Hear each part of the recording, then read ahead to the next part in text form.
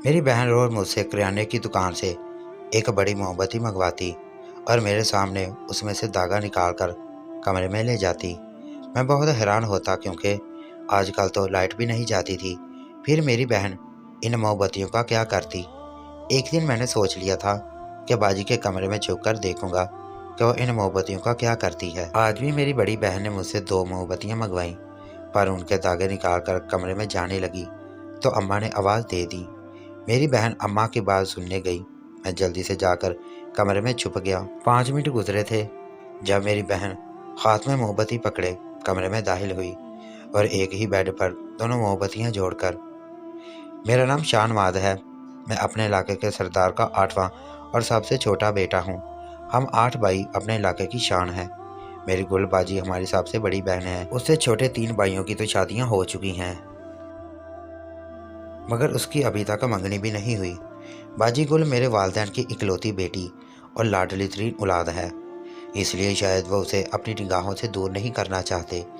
खैर जो भी है, वो हमारे वसीय अरीज़ महल में कैद तन्हाई काट रही है। उसकी कोई दोस्त कभी उससे मिलने हमारी हवेली नहीं आई और ना ही कभी वो किसी के घर गई है। अम्मी को लगता है कि ये सब लड़कों के शौक़ हैं, दोस्तियाँ निभाना उन्हीं को ज़ेब देता है।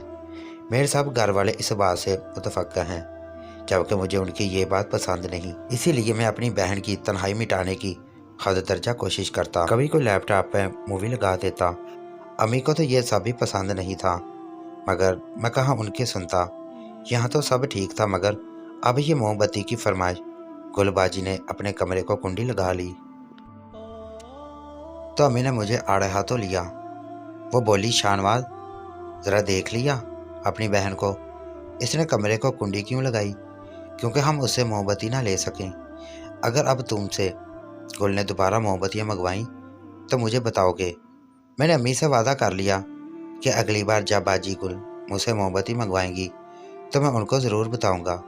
मैं अम्मी को टालकर अपने कमरे में चला गया। मैं आराम करने के लिए लेटा, मगर मुझे सुकून नहीं। आराम कैसे करता? रह रहकर बाजी गुल की हरकत की तरफ ध्यान जाता।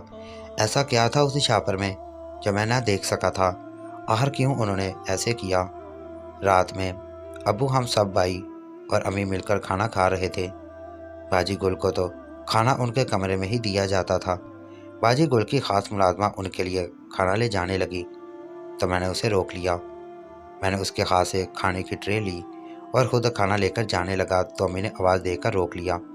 उन्होंने मुझे बड़ी मशकूक नज़रों से देखकर कहा, खाना ज़रमीना को दे दो, वो ले जाएगी। तुम बैठकर अपना खाना ख़त्म करो। मैं उनकी सुनी अनसुनी करके आगे बढ़ गया था। मैंने दरवाजे पर दस्तक दी, दरवाज़ा खोलकर कमरे में चला गया। बाजी गुल किबला की जानिब मुँह करके बैठी थी। उन्होंने दुआ करके सलाम फेरा तो बोली, सरीना तुम जानती हो क्या? अम्मी ने शानवाज के हाथों में वो शापर देख लिया था जिसमें मेरी ज़िंदगी की वाहद खुशी मुझ तक पहुंचती है। उन्होंने वो शापर शानवाज से ले लिया था। शानवाज तुम बात करते करते उन्होंने पीछे मुड़कर देखा। सरीना की जगह मुझे पाकर वो घबरा सी गई थी। मेरे दिल ने घंटी बजाई। कहीं ना कोई कुछ तो ऐसा था जिसकी मुझे खबर नहीं थी, लेकिन मैं बाजी गुल पर यह जाहिर नहीं करना था कि मुझे उन पर शक हो गया है।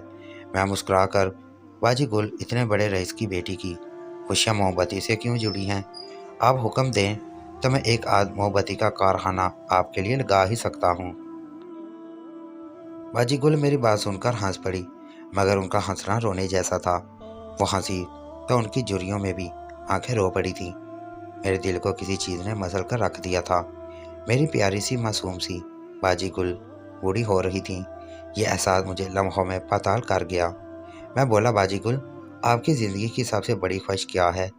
तो वो बोली, शानवाज कभी मेरा दिल गिरता है कि काश मैं चिड़िया होती, मेरे कंधों पर 2 पर होते तो मैं इस जेल खाने से निकल कर उड़ जाती। कभी दिल चाहता है कि मैं रात में सो जाऊं तो सुबह जब जरीना मुझे उठाने आए तो मैं ना उठूं। वो सीना पीट कर हाँ देकर नगीन बाजी गुल मर गई है। पापा मेरे कमरे में आए तो उनको मालूम हो कि उनकी बेटी किसी वहशत में जी रही है। ये कमरा बड़ा पुरस्कार है, ये किसी पर बैत खुलने ही नहीं देता। नगीन गुल बड़ी तन्हाई है, लेकिन जब मैं मर जाऊंगी ना तो ये सब राज उगल देगी, मेरी तन्हाई के भी और मेरी बेकसी के भी। बाजी गुल ने हंसकर कहा था, जबकि मैं उनके गले लगकर रो पड़ा था। मैंने उनके सर पर हाथ रखा, कहा कि मैं उसकी ये तन्हाई मिटाने की कोशिश करूँगा। अगले दिन मैं बाबा के कमरे में गया तो वो किताब पढ़ रहे थे। मैंने बिना किसी तहमत के कहा, बाबा जी, बाजी गुल बहुत तनहा है, मेरी आपसे गुजारिश है कि आप उनकी शादी कर दें। बाबा ने मुझे बड़े गौर से देखा तो बोले, ऐसा तुमसे गुल ने कहा है? मुझे कुछ कहने की मोहलत दे बिना ही अम्मी बोल पड़ी, सरदार जी, ये तो पगला है, उससे बातें बनाता है। मैंने आपको बता रखा है ना कि गुल कहती है वो शादी नहीं करेगी। इसमें एक पैदाइशी नुक्स है। वो नुक्स क्या है? ना तो मैं उसके भाई को बता सकती हूँ और ना ही बाप को। औरतों की कुछ हामियाँ बातें हंसी होती हैं।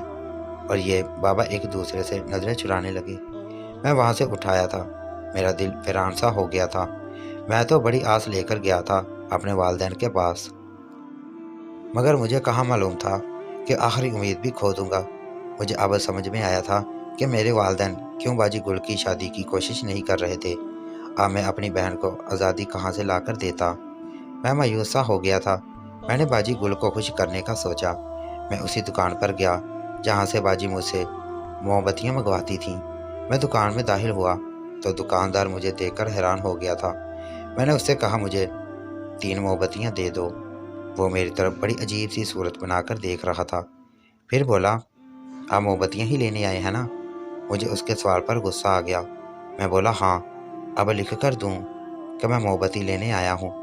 वो बौखला गया। उसने जल्दी से मोमबत्ती एक शापर में डालकर मुझे थमा दी। मैं घर गया। अम्मी से छुप कर मैं वो मोमबत्ती बाजी गुल के कमरे में ले गया था। मैं नहीं चाहता था कि अम्मी फिर मुझसे सवाल जवाब करें। मैंने वो शापर बाजी गुल के सामने रख दिया और बोला, बाजी, आपके लिए मोमबत्ती लाया हूँ। मगर वो खुश नहीं हुई। बाजी की हालत भी बिल्कुल उस दुकानदार जैसी हो गई थी। वो खैरत की जिद, कभी मुझे देखती तो कभी शापर को। वो बोली, तुम्हें यही शापर खुद दुकानदार ने थमाया है? मैंने कहा, मैं उस सड़क से गुजर रहा था तो दुकान देखकर रुक गया। मैंने आपके लिए मोमबत्ती ली। वो मुस्कुरा पड़ी और बोली, शाहनवाज, तुम बहुत अच्छे हो, मेरा बहुत ख्याल रखते हो। मैं बाजी गुल से इधर उधर की बातें करता रहा। फिर मुझे ज़मीनों के चक्कर लगाने जाना था, इसलिए उधर से उठकर आ गया। मैं जैसे ही किचन के पास से गुजरा, मुझे अम्मी की आवाज़ सुनाई थी, सरीना, मुझे सच बता, नगीन गुल मोमबत्ती का क्या करती है? मैं सर झटकर आगे बढ़ गया। मैं यही सोचता रहा, आखिर अम्मी बाजी गुल पर इतनी कड़ी नज़र क्यों रखती हैं? मोहब्बत ऐसी तो नहीं होती कि आप एक इंसान को अपनी मुट्ठी में इतना कैद कर लो कि उसका सांस ही बंद होने लगे। फिर मुझे रह रहकर बाजी गुल और दुकानदार के परेशान चेहरे याद आ रहे थे। इतना तो मैं जान गया था कि कोई राज है जिसे मुझसे छुपाया जा रहा था। मैं घर देर से लौटा था, रात हो चुकी थी, लेकिन घर का वही माहौल था जो मैं छोड़कर गया था। अम्मी ने दरीना को आड़े हाथों लिया हुआ था। पास ही बाजी गुल भी खड़ी थी, वो रो रही थी। मैं अपनी बहन को रोता देखकर जल्दी से आगे बढ़ा। मैंने पूछा, ये सब क्या हो रहा है? बाजी गुल रोते हुए मेरे गले से लग गई। बाजी गुल रोते हुए मेरे गले से लगकर रोने लगी।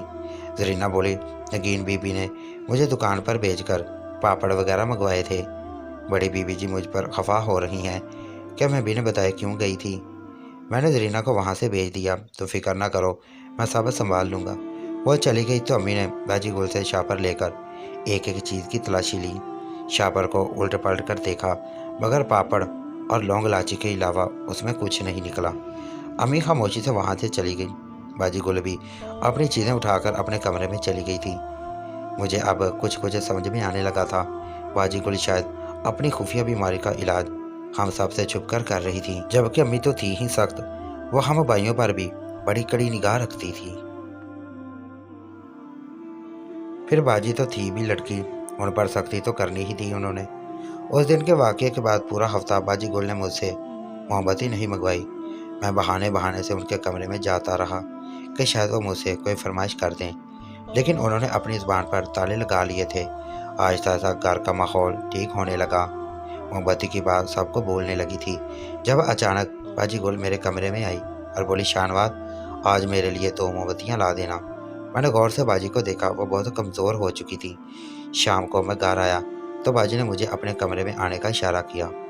मैं सबसे छुपता छुपाता मोमबत्ती बाजी के कमरे में जाकर उनको दे आया। मैं जैसे ही बाहर आया, میری امی نے مجھے دیکھ لیا۔ وہ مسکرا کر بولی، اپنی باجی کا تم بہت خیال رکھتے ہو، مگر ماں کا دل ہزاروں وسوسوں کے تحت کام جاتا ہے۔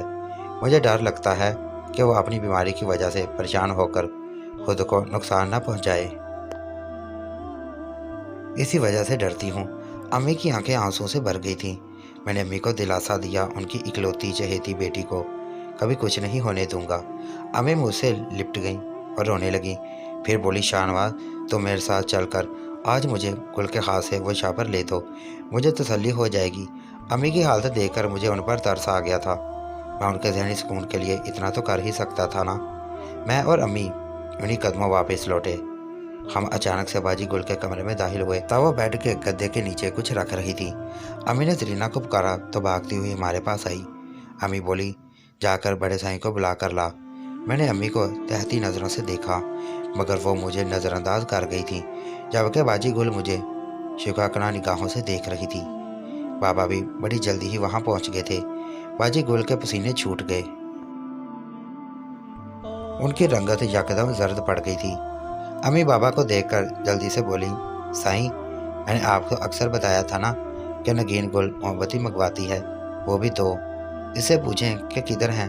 بابا مسکرا کر بولے کہ بچی ہے، چھوڑو سب۔